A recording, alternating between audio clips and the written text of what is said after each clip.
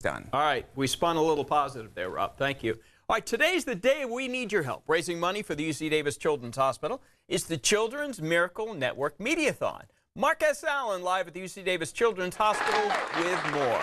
Whoa, the party's already started.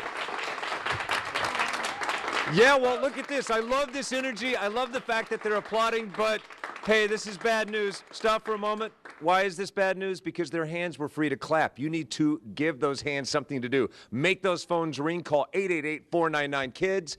Ace is the helpful place, and thank you so much for helping us out answering the phones. Why would you want to call? Because there are children that desperately need your help. Want to know why you're calling?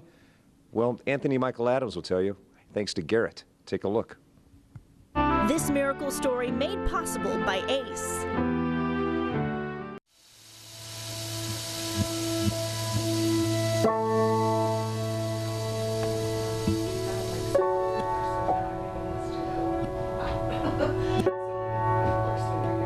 When did you first start to feel something was wrong, something was off?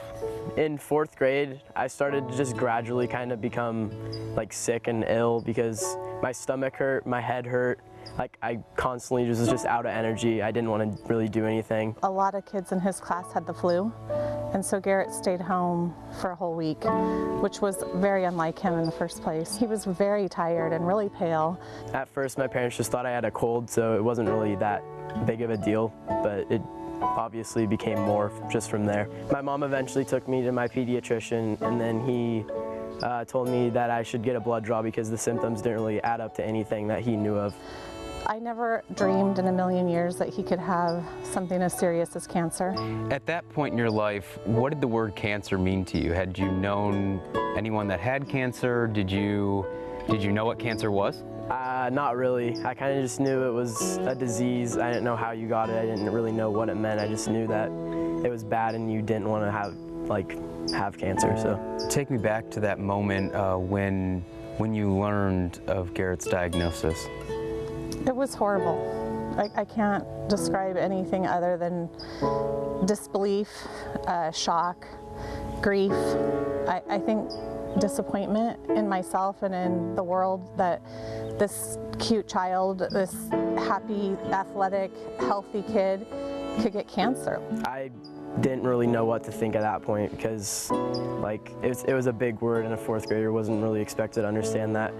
As you started to learn more about the cancer, about leukemia, what did that do to your school life, your athletic life? It kind of just closed all those doors for me. I wasn't able to go to school at risk of getting like a common cold. Could be deadly to me at that point because my immune system was just so damaged, and I couldn't do sports because I wouldn't have the energy anyways, and I had to just kind of say goodbye to my friends for like a few years. So it was kind of just a big chapter in my life just changed, and I couldn't really do any of the things that a 4th grader kid would want to do. Garrett talked about those walks you would take. Tell me about the conversations that you would have with him. How do you reassure him that everything's going to be fine, even though you know it might not be? I think one of the hardest things that we talked about on one of those walks, which was maybe after 8 or 9 months into it, and he was really sick, and he said, when they told me I had cancer, I knew that the only thing I knew about cancer was that you die. And that really broke my heart because I thought, oh my gosh, I never told him in those exact words, you're not gonna die, you're gonna be okay. I wouldn't ask her, but I definitely thought about if I was gonna make it, if all this stuff would work, because it was obviously a long journey for me. But we never really gave up hope. I wouldn't ask her because I knew we would get through it. We're strong people, and I knew we had the strength to get through it. As he started getting better, I started noticing this kid that really was articulate and could really talk about things that he'd been through. And I think that's what amazes me the most, is his real, true desire in his heart to help. I just recently celebrated the 5-year anniversary of me being diagnosed with leukemia, and that was obviously a big milestone for me. It kind of just shows that the cancer's run its course. I'm just as likely as anyone else to have cancer again. And it opened up so many new opportunities for me to just help the world and change so other people don't have to go through what I went through, so I can open up new opportunities for medicine and like research and stuff. He really wants to find a cure for leukemia. He doesn't want kids to have to lose 3.5 years of their prime, you know, Little League time and sports time. He wants kids to just be kids. I want to be a pediatric oncologist, which one of my biggest heroes was my Dr. Ducour. He'd always like find a way to make me happy. He'd tell jokes. He'd make everything, like all the bad news, seem not so bad. So I really look up to him, and I want to be like him and help kids get through their hardships. He's grown so much, not just emotionally and mentally, but physically. I mean, he was this little tiny kid with no hair and fat, chubby cheeks from the steroids, and now he's this tall kid, and the nurses and the doctors at UC Davis Children's Hospital, they don't even recognize him sometimes. They're like, "That's Garrett? Wow, oh my gosh, like, wow."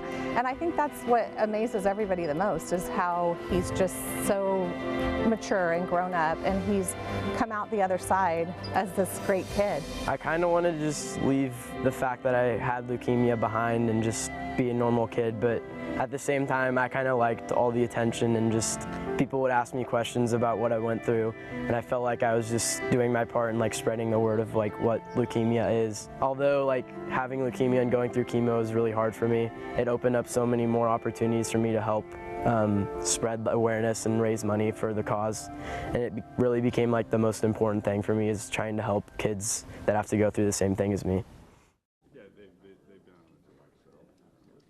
That is an amazing story. And think about it. That family received the worst news you could possibly get 3 years ago.